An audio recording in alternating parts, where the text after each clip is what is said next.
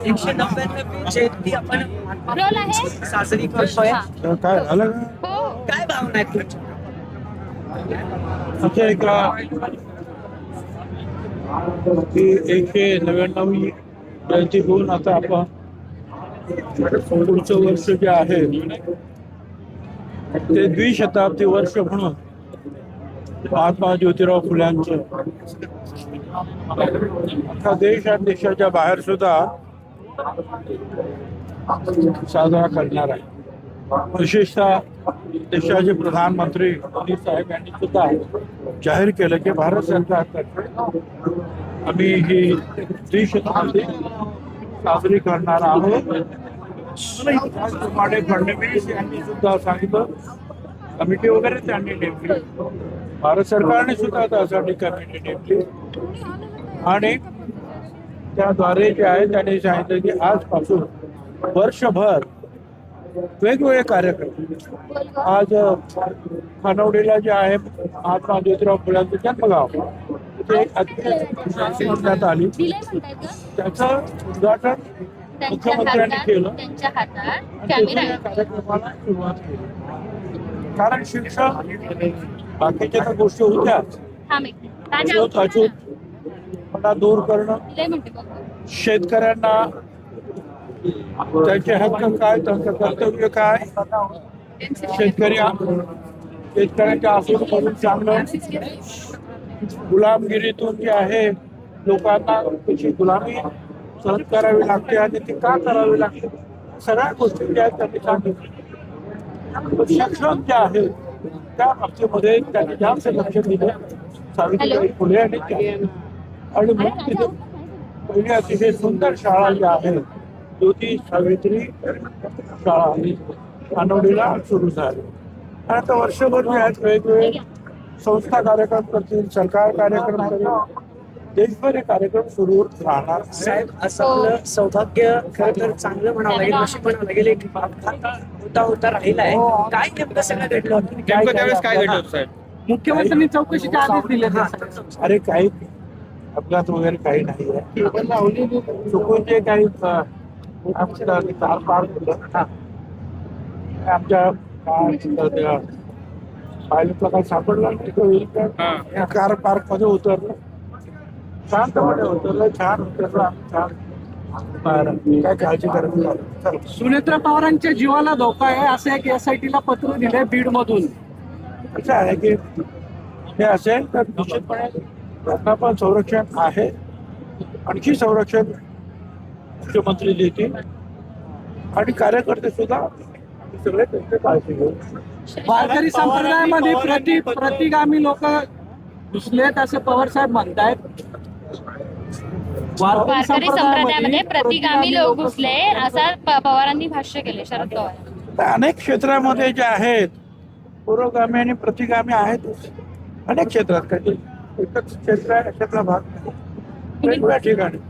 म्हणून तर महात्मा फुले आणि सावित्रीबाई फुले, डॉक्टर बाबासाहेब आंबेडकर, शाहू महाराज यांचे कार्यक्रम आपण राबवायला पाहिजे की ज्यामुळे जो आहे प्रतिगामीपणा जो आहे हा कमी होईल.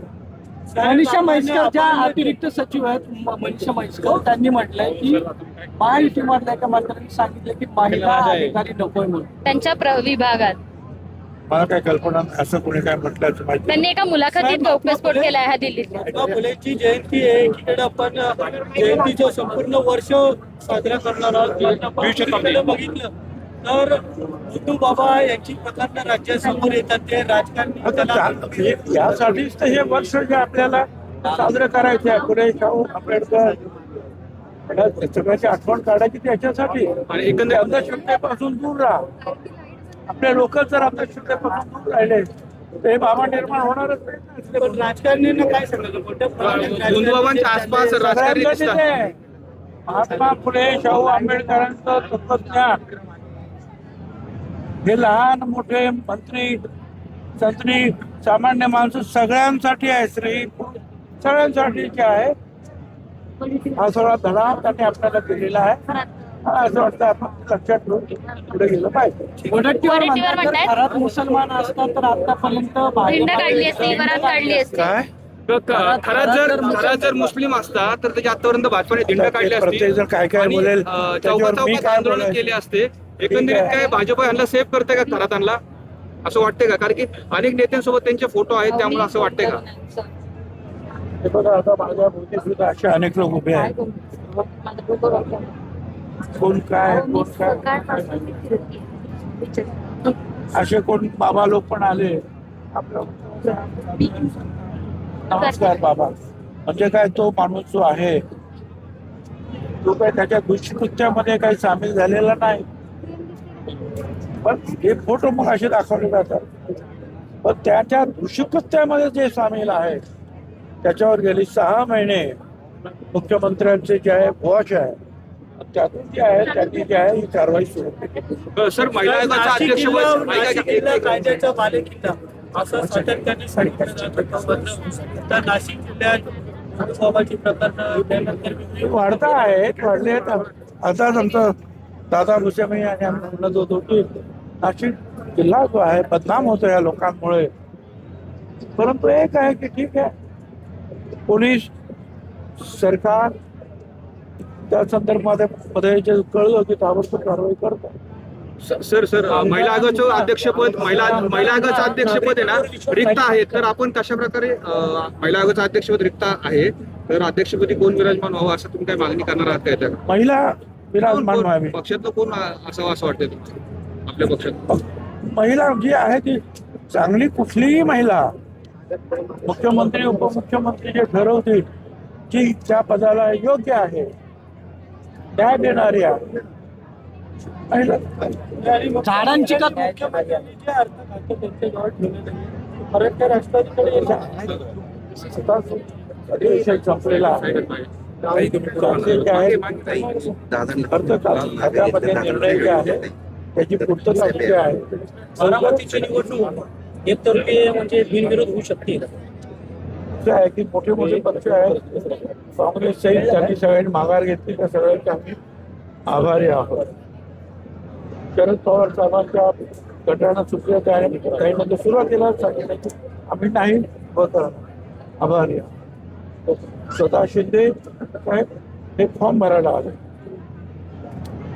फडणवीस साहेब यांनी सुद्धा काँग्रेसचे जे सत्ता आहेत अध्यक्ष त्यांना स्वतः फोन.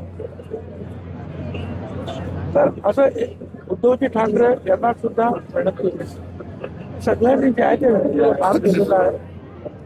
त्यामुळे जे आहे आता काही जे आहे मंडळी उभी आहे अपक्ष वगैरे. मला असं वाटतं की बरेचसे जे पक्ष कमी पडला का अपक्षांना माघार घेण्यासाठी? झाड नाशिकमध्ये झाडांची कत्तली सुरू आहे, त्या संदर्भात काय? झाडांची कत्तल होते. एका बाजूला तापमान वाढत चाललेलं आहे. ग्लोबल नाशिकमध्ये नाशिक येते. झालं का? नाशिक झालं, पूर्ण झालं. ओके, नाही झाडांच्या कत्तली सुरू आहेत कुंभमेळ्यासाठी नाशिकमध्ये. असं अति आवश्यक असल्याशिवाय या झाडांना हात लावू नये असं माझं मत आहे. फारच आवश्यक असेल तर गोष्ट वेगळी, परंतु आवश्यक जर नसेल आणि टाळता येत असेल तर ही झाडतोड थांबवली पाहिजे. ओके. हो, 2 मिनिटं.